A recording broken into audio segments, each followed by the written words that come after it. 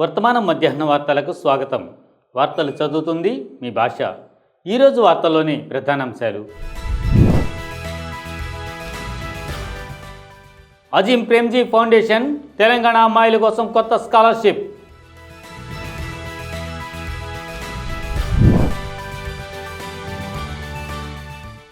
జార్ఖండ్లో నన్ ఆదివాసీ బాలికలపై మత మార్పిడి ఆరోపణలు, ఆధారం లేని పోలీసులు.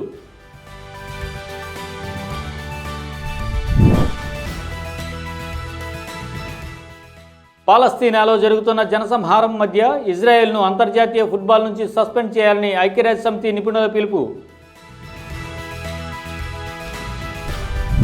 సమగ్ర ఉన్నత విద్యను ప్రోత్సహించే దిశగా అజీం ప్రేమ్జీ ఫౌండేషన్ ప్రత్యేకమైన స్కాలర్షిప్ కార్యక్రమాన్ని ప్రారంభించింది.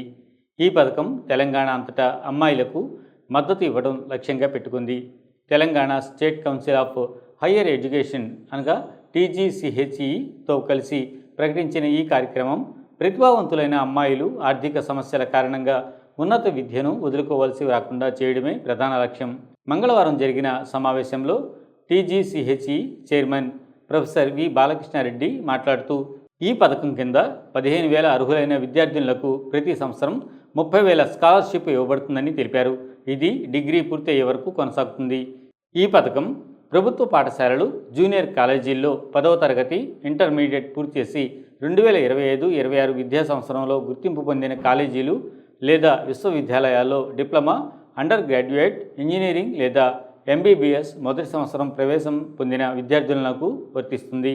ఈ స్కాలర్షిప్ ప్రధానంగా ఆర్థికంగా వెనుకబడిన కుటుంబాలకు చెందిన విద్యార్థులకు ప్రయోజనం కలిగిస్తుంది. దరఖాస్తు చేసుకోవడానికి విద్యార్థులు ఇటీవల తీసిన పాస్పోర్ట్ సైజ్ ఫోటోలు, ఆధార్ కార్డ్, బ్యాంక్ అకౌంట్ వివరాలు, విద్యా మార్కుల జాబితా, అడ్మిషన్ సాక్ష్యం వంటి పత్రాలు సమర్పించాలి. దరఖాస్తు పూర్తిగా ఆన్లైన్లో చేసుకోవాలి మరియు ఎటువంటి ఫీజు లేదు. విద్యా సంస్థలు, కమిటీ నాయకులు, ఇతర సంబంధిత వ్యక్తులు ఈ కార్యక్రమాన్ని విస్తృతంగా ప్రచారం చేసి అర్హులైన విద్యార్థులు ఈ అవకాశాన్ని ఉపయోగించుకునేలా చేయాలని TGCHE అధికారులు విజ్ఞప్తి చేశారు.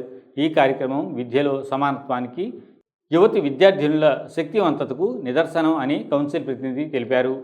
విద్యారంగం, సామాజిక అభివృద్ధి రంగాల్లో విస్తృతమైన సేవ చేస్తున్న అజీం ప్రేమ్జీ ఫౌండేషన్ ఈ స్కాలర్షిప్ తమ విస్తృత లక్ష్యాలలో భాగమని, సమానత్వం మరియు నాణ్యమైన విద్య అందరికీ చేరేలా పనిచేస్తామని స్పష్టం చేసింది.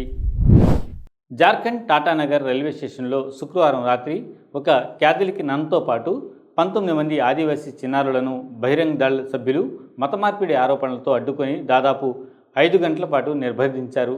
నన్ తెలిపిన వివరాల ప్రకారం వారు జీవన నైపుణ్యాల శిక్షణ కోసం జంషెడ్పూర్ చేరుకున్నప్పటికీ ప్రయాణంలోనే అనుమానాస్పదంగా వెంబడించారు. గార్డియన్ల అనుమతి పత్రాలు చూపించిన స్టేషన్లో పెద్ద గుంపు చేరి పిల్లల మతంపై ప్రశ్నలు వేసింది. రాత్రి 11 గంటల నుండి ఉదయం 4 గంటల వరకు పిల్లలను RPF, JRP కస్టడీలో ఉంచి తర్వాత జంషెడ్పూర్లోని క్యాథలిక్ చారిటీస్ సెంటర్కు తరలించారు. చైల్డ్ హెల్ప్ లైన్ 1098 అధికారులు, GRP DSC జయశ్రీ కుజూర్ ఇద్దరు ఏ విధమైన బలవంతు మార్పిడి జరగలేదని స్పష్టం చేశారు. అయితే బజరంగ్ దళ్ నాయకులు పిల్లల ఫోటోలు, వీడియోలు తీసి ఆధార సేకరణగా సోషల్ మీడియాలో పంచారు.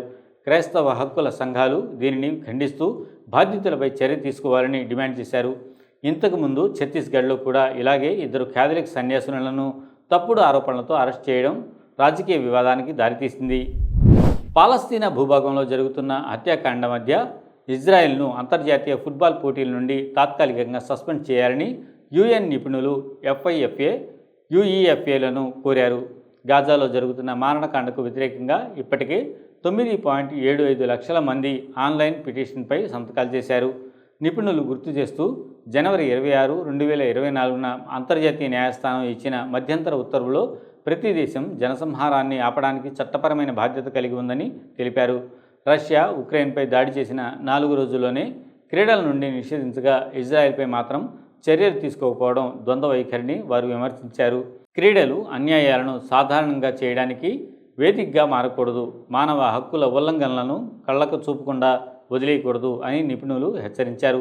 దేశాలే కానీ వ్యక్తిగత ఆటగాళ్లు కాదు, కాబట్టి ఆటగాళ్లను వివక్ష చేయకూడదని వారు స్పష్టం చేశారు. ప్రైవేటు అంతర్జాతీయ సంస్థలైన FIFA, UEFA కూడా మానవ హక్కుల చట్టాలను గౌరవించాల్సిన బాధ్యత కలిగి ఉన్నాయని గుర్తు చేశారు.